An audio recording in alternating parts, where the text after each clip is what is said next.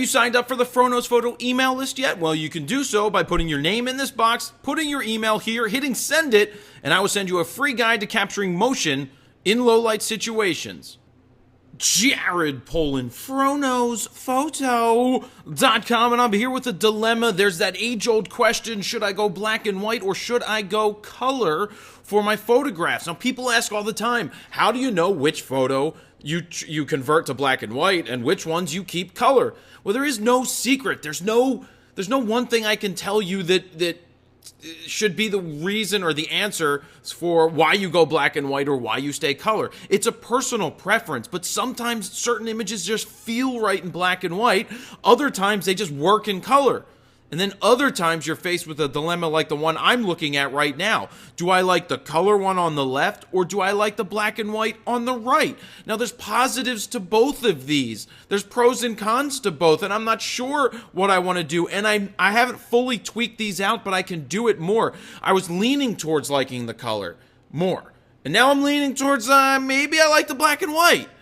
But I'm not sure. Let me break down each picture and try to figure this one out. First off, this is Ciro Baptista. He's a famous musician. I have some amazing video of this guy doing what he does. He's got a table in the photo story. When I show you the rest of the images, you'll see the table of table of like 40 or 50 different instruments or noise-making apparatuses. I'll call them apparatuses, not devices, that he has on his table for doing a show. It's amazing what he can do.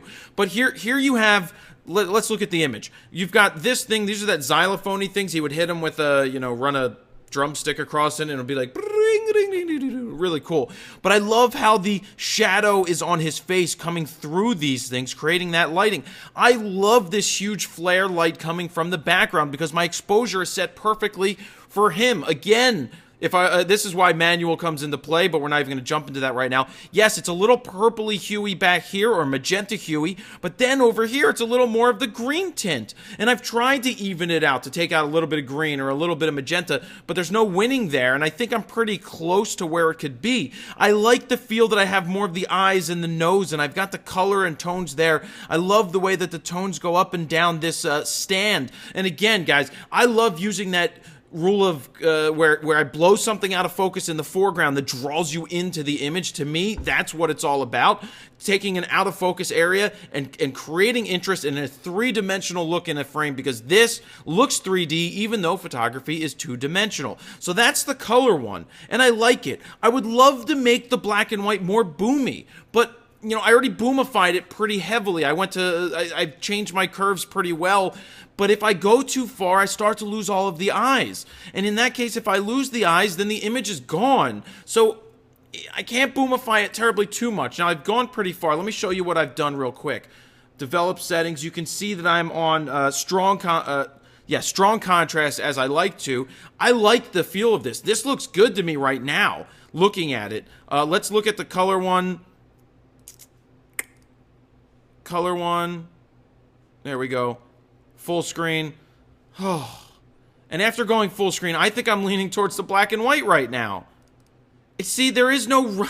It's all over the place. You never know which one you want to go with. So I may sit here and tweak it more. But I just wanted to make a video, put this up to you guys. I mean, side by side, it's so hard to tell. Look what happens if I take out the, add... See that? See how green that becomes? Now, the background looks fine because I got rid of the magenta, but now there's too much magenta. And if you just set it to 0, it's a pretty good mix. Let's see what +1 does. Well, again, that's going to keep getting magenta-y over here. So I'm going to leave it over here. I'm going to go back to my snapshot and update with the current settings. But those are the two images that I'm dealing with right now, guys. I've got the color on the left, the black and white on the right. I don't know what I'm going to do. What do you guys think? Do you like the black and white, or do you like the color, or is it tough? That's it, guys. So that's that. Jared Polin, FronosPhoto.com. See ya.